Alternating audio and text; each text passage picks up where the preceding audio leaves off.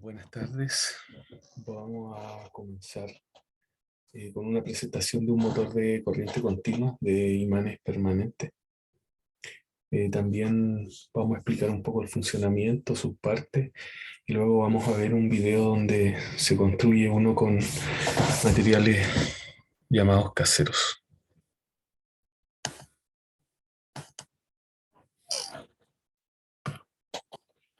Mi nombre es Patricio Bugueño y este es un trabajo para la asignatura Física 2. Como introducción, el motor eléctrico permite la transformación de energía eléctrica en energía mecánica a través de medios electromagnéticos. Los primeros experimentos con motores eléctricos fueron realizados por un monje escocés, Andrew Gordon, y el estadounidense Benjamin Franklin en la década del 1740. La primera demostración del efecto rotativo fue por el inglés Michael Faraday en 1821. En 1822, Peter Barlow crea la rueda de Barlow y en 1828 Jetlick mostró el primer dispositivo que contenía los tres elementos principales de un motor conocido, que sería el estator, el rotor y el conmutador. En 1837, Davis Davenport construyó un motor de corriente continua. Bueno, ahí muestra, las imágenes muestran un motor y también muestran en una espira cómo se genera el norte y sur, el campo electromagnético.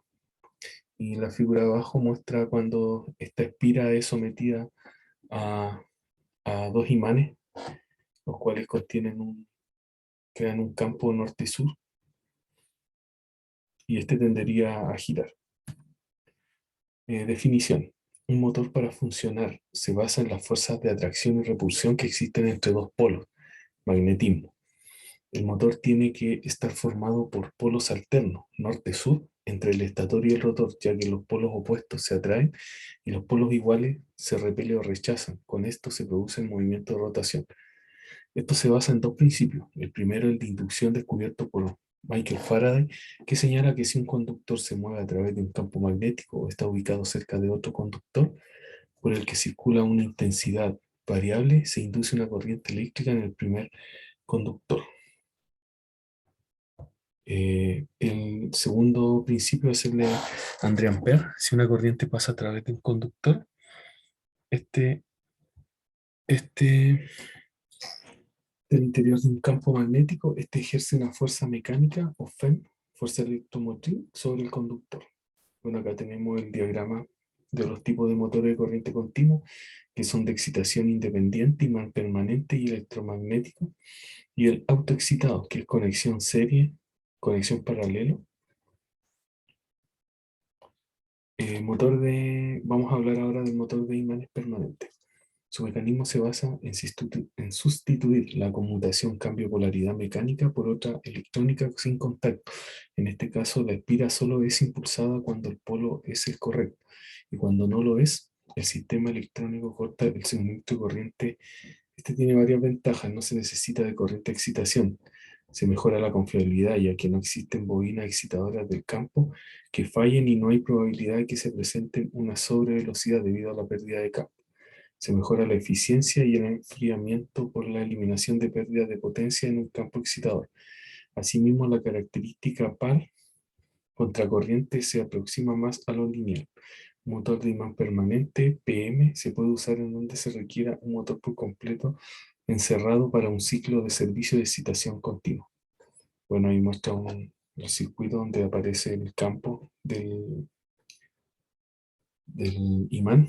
Aparece la armadura, ya que el bobinado, y la alimentación, que sería de corriente continua, y una batería. Parte de un motor de imanes permanente, el estator, es el que crea el campo magnético fijo al que llamamos excitación. En este tipo de motores se consigue con imanes permanentes. La muestra la figura 1. El rotor, también llamado armadura, lleva dos bobinas cuyo campo crea junto al estator el par de fuerzas que hace girar. Esto lo muestra en la figura 2. Escobillas normalmente son dos tacos de grafito que hacen contacto con las bobinas del rotor. A medida que este gira, la conexión se conmuta entre unas y otras bobinas, y debido a ellas se producen chispas que generan calor. Las escobillas se fabrican normalmente de grafito y su nombre se debe a los primeros motores que llevaban en su lugar unos paquetes hechos con alambre de cobre dispuestos de manera que al girar el rotor barrían como pequeñas escobas la superficie a la que tenían que hacer contacto. El otro es el colector. Los contactos entre escobilla y bobina del rotor se llevan a cabo intercalando una corona de cobre partida en sectores.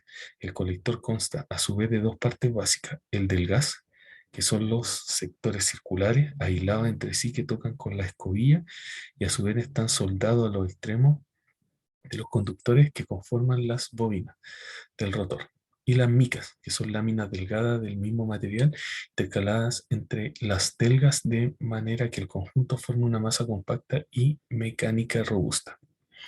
Bueno, ahí está la figura donde muestran las partes del motor de imanes permanentes.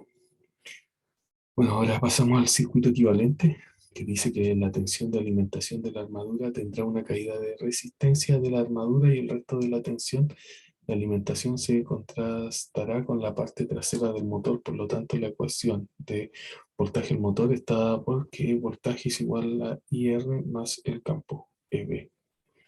Bueno, ahí muestra la gráfica donde muestra la dirección de la intensidad, los dos imanes, la alimentación continua, el voltaje, la RA, la resistencia y la caída de tensión que se genera en esta resistencia.